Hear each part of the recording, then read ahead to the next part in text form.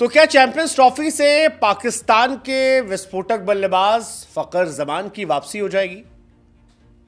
वो फखर जमान जिन्होंने बाबर आजम को लेकर जब स्टैंड लिया तो उसके चलते उनकी जिंदगी की लग गई, और जबरदस्त लगी। मतलब ऐसी लगी कि बाबर आजम का तो कमबैक हो गया, लेकिन फखर जमान जो ऑलरेडी टीम में थे,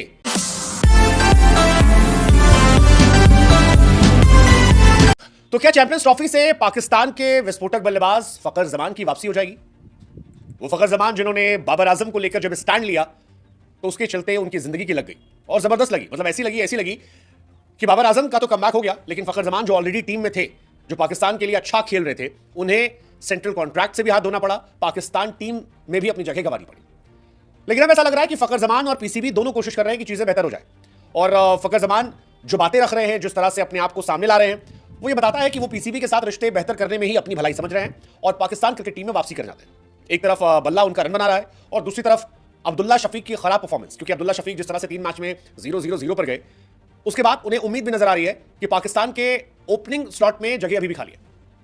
फखर जमान ने हाल फिलहाल में एक इंटरव्यू में कहा कि मैंने बाबर आजम को लेकर जो ट्वीट किया था वो बहुत अलग तरीके से चला गया, मैं उसमें क्रिकेट बोर्ड कहना नहीं चाह रहा था। और यहीं से लगा कि फखर जमान जो है वो शायद अपनी इमेज को ठीक करने की कोशिश करे, क्योंकि फखर जमान ने विराट कोहली से कंपेयर करके जो बातें लिखी थी वो लगा था कि पाकिस्तान क्रिकेट बोर्ड को चैलेंज करने जैसी है, ये लग रहा था। लेकिन फिर फखर जमान अब फाइनली क्रिकेट बोर्ड को लेकर अपना स्टैंड साफ करते हैं, और ये स्टैंड उन्होंने उस टाइम साफ नहीं किया था, ये अब वो साफ कर रहे हैं। वो इस बात को रख रहे हैं कि मेरा इरादा बोर्ड को लेकर नहीं था, मेरा इरादा जो था वो लोगों को लेकर था। हालांकि उस ट्वीट में क्लियर था कि फखर जमान पाकिस्तान क्रिकेट बोर्ड को टॉन्ट कर रहे थे कि भैया देखो, इंडिया में विराट कोहली को 3 साल से खिला रहे हैं, कोई दिक्कत नहीं है, आप अपने हीरोज की इज्जत नहीं करते हो। ये कहानी थी। अब इसके 2 मायने हो सकते हैं। फखर जमान इस वक्त ये क्यों कर रहे हैं? एक कहानी हो सकती है कि फखर जमान पीसीबी के सामने एक पहल कर रहे हैं कि भाई साहब देखिए, बल्ले से मैं रन बना रहा हूं, अब्दुल्ला शफीक यहां फ्लॉप हो रहा है, सैम अयूब और मैं अगर दोनों एक साथ खेलेंगे तो आपकी बल्ले बल्ले हो सकती है, सकता है आप मजे में आ जाओ। एक कहानी ये हो सकती है। दूसरी कहानी ये हो सकती है कि पाकिस्तान क्रिकेट बोर्ड ने उनसे बातचीत की हो और कहा हो कि आप जाकर अपॉलॉजी करो, फिर हम आपको कंसीडर करने सोचेंगे, रन आपने बनाए हैं। ये दोनों कहानी हो सकती है। फखर जमान ये कहते नजर आए कि मेरा फोकस चैंपियंस ट्रॉफी पर है, मैं चाहता हूं कि पाकिस्तान में जो टूर्नामेंट हो रहा है उसमें मैं जाऊं, खेलूं, रन बनाऊं, और उनकी चांसेस भी बन सकते हैं, क्योंकि अब्दुल्ला शफीक ने बड़ा बढ़िया वर्ल्ड रिकॉर्ड बनाया था साउथ अफ्रीका के सामने 3 मैच में 3-0। और अगर साउथ अफ्रीका के सामने खेल रहे ओपनर सैम अयूब के साथ फखर जमान आते हैं तो बहुत सारे लोगों का यह मानना है कि पाकिस्तान का ओपनिंग प्लेयर बहुत खतरनाक हो जाएगा। मतलब सैम अयूब और फखर जमान 2 डिस्ट्रक्टिव ओपनर अगर पाकिस्तान के लिए खेलते हैं तो बल्ले बल्ले हो जाएगी इनकी, क्योंकि अब्दुल्ला शफीक को मौके तो दिए गए फखर और इमाम की जगह पर, लेकिन वो इंपैक्ट नहीं छोड़ पाए। पहले मैच में 4 गेंद 0, फिर 2 गेंद 0, फिर पहली बॉल पे 0। जमान सैम के साथ मिलकर कहानी बदल सकते हैं। और फखर जमान वैसे भी वो खिलाड़ी हैं जिन्होंने इंडिया को 2017 में चैंपियंस ट्रॉफी हरवाई थी। फखर जमान और सैम अयूब दोनों अपने करियर के स्टार्ट में बहुत तगड़े प्लेयर थे। फखर जमान ने भी शुरू के 9 मैचेस में 400 ठोके थे, 44 के एवरेज से। सैम अयूब ने 515 ठोके 9 मैचेस में।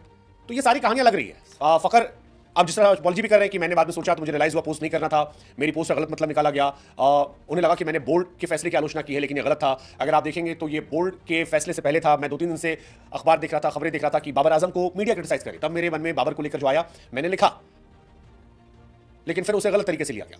ये सारी कहानियां जो है वो लिख रहे हैं। फखर सफाई कर रहे हैं कि मैंने अपनी बात जो है वो टीम अनाउंसमेंट से पहले लिखी थी। इसके बाद फखर ने खुद ही कहा था कि वो अनवेल है, इंटरनेशनल क्रिकेट थोड़ी दूर जा रहे हैं, लेकिन अब वो चाह रहे हैं कि पीसीबी उन्हें देखे, उनकी तरफ आए, उन्हें खिलाए।